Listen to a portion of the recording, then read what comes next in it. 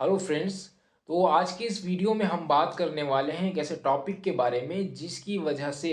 बहुत सी ज़्यादा महिलाएं हमारे देश में सबसे ज़्यादा परेशान हैं। और ये प्रॉब्लम होती है झाइयाँ, जिसे हम कहते हैं मेलाज्मा या फिर हाइपर पिगमेंटेशन, जिसमें इस वाले एरिया में और उसके बाद इस वाले एरिया में जो है ब्राउन कलर के या ब्लैक कलर के, जिनको हम चट्टे या स्पॉट्स कह सकते हैं गहरे कलर के, वो बन जाते हैं, जिसे हम मेलाज्मा या फिर हाइपर पिगमेंटेशन की प्रॉब्लम कहते हैं। अब ये हाइपर पिगमेंटेशन की प्रॉब्लम होती है, तो ये प्रॉब्लम क्यों होती है, इसके फैक्टर्स क्या है, और उसके बाद आप जो क्रीम्स यूज़ करते हो क्या उससे ये प्रॉब्लम ठीक हो जाती है, या फिर वो कौन सी कंडीशंस होती है कि जिस कंडीशंस में जो केमिकल पिल्स होते हैं उसका यूज़ या फिर लेज़र का यूज़ करना पड़ता है। तो अगर हम बात करें सबसे पहले कि जो मेलाज्मा की प्रॉब्लम है वो क्यों होती है, तो अभी इसका जो है कोई एग्जैक्ट तो हम नहीं कह सकते, लेकिन जिसमें सबसे पहला जो फैक्टर्स है वो एक जेनेटिक फैक्टर्स भी होता है। जेनेटिक फैक्टर्स की वजह से भी मेलाज्मा की प्रॉब्लम होती है। जेनेटिक फैक्टर्स में ये होता है कि आपकी फैमिली में अगर किसी को है तो ये प्रॉब्लम आपको हो सकती है। और उसके बाद जो दूसरा मेन कॉज होता है जिसकी वजह से मेलाज्मा हो सकता है वो है ज़्यादा देर तक चेहरे के ऊपर सन एक्सपोजर या फिर धूप में रहना, एक उस वजह से भी मेलाज्मा होता है। और जो कुछ मेन फैक्टर्स हैं जिसमें हार्मोनल चेंजेस होता है, और जो मेलाज्मा आपको पता है, देखा भी होगा कि ये प्रेगनेंसी के बाद में होता है। और एक फैक्टर जो इसमें है वो कॉन्ट्रासेप्टिव पिल्स लेने की वजह से भी मेलाज्मा की प्रॉब्लम हो जाती है, झाइयाँ आ जाती है। कॉन्ट्रासेप्टिव पिल्स मतलब कि जो गर्भ निरोधक गोलियां होती हैं उन्हें लेने से भी हाइपर पिगमेंटेशन की प्रॉब्लम चेहरे पर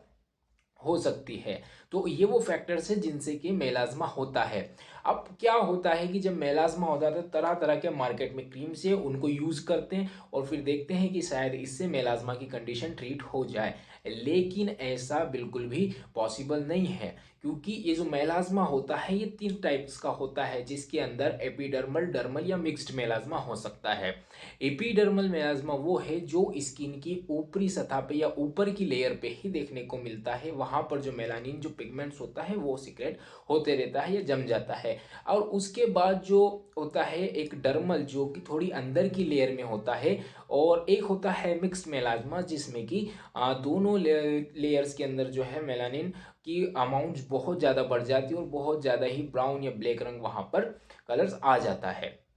अब हम बात करते हैं कि अगर आपको मेलाज्मा है और आप उसे ट्रीट करना चाहते हो तो आपके पास क्या क्या रास्ते हैं, है ना। आपने सुना होगा कि बहुत सारी ऐसी होम रेमेडीज़ है, लेकिन देखिए ये मेलाज्मा जो है इसके लिए एक लॉन्ग टर्म प्लान तैयार होता है, इसका लॉन्ग ट्रीटमेंट प्लान होता है। तो होम रेमेडीज़ किस कोई सी भी यूज़ कर लिए बिल्कुल भी मतलब इम्पॉसिबल है आज की कंडीशन में, पॉल्यूटेड कंडीशंस के अंदर अगर देखें कि आप इसको मेलाज्मा को उससे ठीक कर लेंगे। तो मेलाज्मा के अगर हम बात करते हैं ट्रीटमेंट की, तो इसके ट्रीटमेंट में जो मोस्टली यूज़ होता है, पहले तो टॉपिकल्स की बात करेंगे कि किन क्रीम से यूज़ होता है, कौन सी टैबलेट्स से यूज़ होता है, और फिर अगर उसके बाद में अगर देखिए फिर भी नहीं ठीक हो रहा है तो फिर कौन सा इसमें लेज़र किया जाता है या केमिकल पील किया जाता है। तो जो सबसे ज़्यादा यूज़ होने वाला होता है वो हाइड्रोक्विनोन होता है। हाइड्रोक्विनोन एक ऐसा ड्रग होता है कि जिसको आप जब टॉपिकली अप्लाई करते हैं तो ये उन झाइयों को, उस मेलाज्मा को कुछ हद तक के सप्रेस कर देता है, अगर वो लो लेवल का हो या फिर एपिडर्मल मेलाज्मा हो तो जो हाइड्रोक्विनोन है वो ट्रेटेनोइन के साथ में या फिर उसके साथ में कोई सा मिल्ड स्टेरॉइड होता है, इस कॉम्बिनेशन में ये क्रीम्स आपको मार्केट में अवेलेबल हो जाते हैं। उसके साथ में ही एक, लेकिन ये जो हाइड्रोक्विनोन है इससे क्या होता है कि इसका थोड़ा सा साइड इफेक्ट्स भी देखने को मिल सकते हैं, लेकिन जो विदाउट साइड इफेक्ट्स अगर देखें जो सेफ होता है, जिसको आप लॉन्ग टर्म के लिए यूज़ कर सकते हो, टॉपिकल जो क्रीम्स होता है उसमें ग्लाइकोलिक एसिड है, एजेलिक एसिड है, और ऐसे क्रीम्स जिसमें लिकोरिस एक्सट्रैक्ट होता है, उसके साथ में फिर आर्ब्यूटिन, अल्फा आर्ब्यूटिन और डाइपाल्मिटेट, इस टाइप के जो है टॉपिकल प्रोडक्ट्स को आप यूज़ कर सकते हैं, तो मेलाज्मा सप्रेस हो जाएगा अगर डर्मल इपीडर्मल है तो। लेकिन मेलाज्मा की अगर कंडीशन बहुत ही ज़्यादा बड़ी हुई है, वो एकदम पूरा इस एरिया में भी फैल चुका है, और उसके साइड में थोड़ा सा जो फोर हेड वाला एरिया है वहाँ पर भी उसने बहुत सी जगह बना ली है, तो फिर ऐसी कंडीशंस के अंदर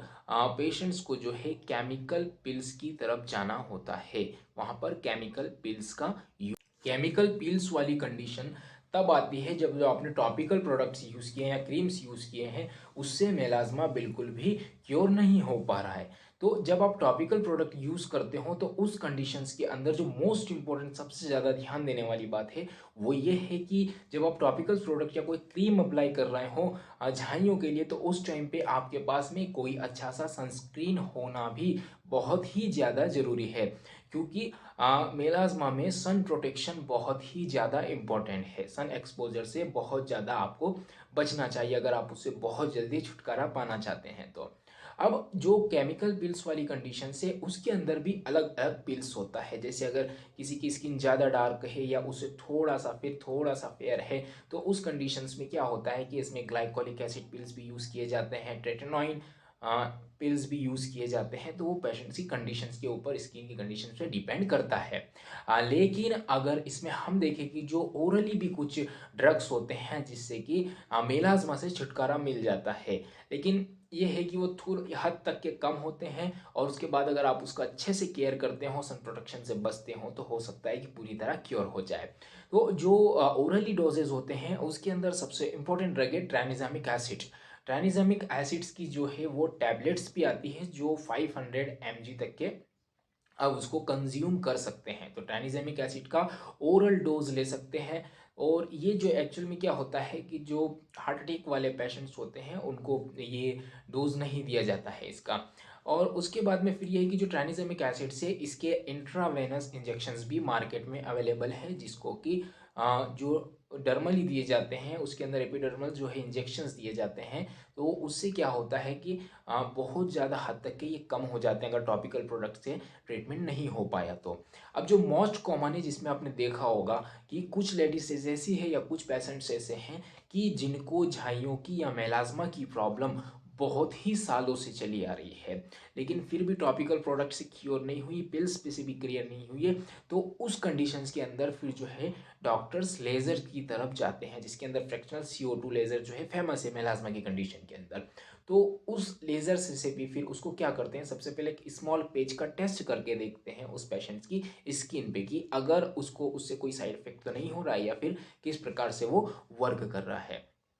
तो टोटली यही है मेलाज़्मा के बारे में कि आपको अगर मेलाज़्मा है तो ये कंडीशंस होती है। और अगर आप मार्केट से कोई भी क्रीम्स ले आते हैं ये है तो without any supervision of a consultant, कोई भी डॉक्टर की एब्सेंस में उसको बिल्कुल भी यूज़ ना करें, क्योंकि हो सकता है कि वो स्टेरॉइडल हो और असर करके जो कंडीशन है उसको और ज़्यादा ही डेंजरस बनाते हैं, है ना। अब आपने टॉपिकल प्रोडक्ट्स यूज़ करते हैं तो टॉपिकल प्रोडक्ट्स में मैं आपको बता दूं कि जो आजकल मार्केट में जो डिमेलाइन करके एक क्रीम चल रहा है ना, ट्यूब फॉर्म में आता है, वो इसके लिए बेटर हो सकता है, जिसके साइड इफेक्ट्स थोड़े कम हैं, जिसके अंदर glycolic acid, arbutin, kojic acid, alpha arbutins जैसे इंग्रेडिएंट्स आपको मिल जाएंगे। तो हमने यहाँ पर टोटल अभी बात की है मेलाज़्मा की, बहुत बड़ी प्रॉब्लम है ये आजकल। और इसके अंदर आपको मैंने बता दिया है कि एक लॉन्ग टर्म ट्रीटमेंट प्लान बनता है, ये बिल्कुल भी ऐसा नहीं कि टॉपिकल प्रोडक्ट्स से चला जाता है। तो अगर आपको ये प्रॉब्लम है तो आप इस टाइप्स के जो है टॉपिकल प्रोडक्ट्स यूज़ कर सकते हैं। और अगर प्रॉब्लम बहुत ज़्यादा बड़ी है तो उस कंडीशंस में फिर आपको जो केमिकल पिल्स हैं ये उसके साथ या फिर लेज़र तक के भी जाना पड़ सकता है। और अब हम नेक्स्ट वीडियो के अंदर एक ऐसी ही स्किन रिलेटेड प्रॉब्लम्स के बारे में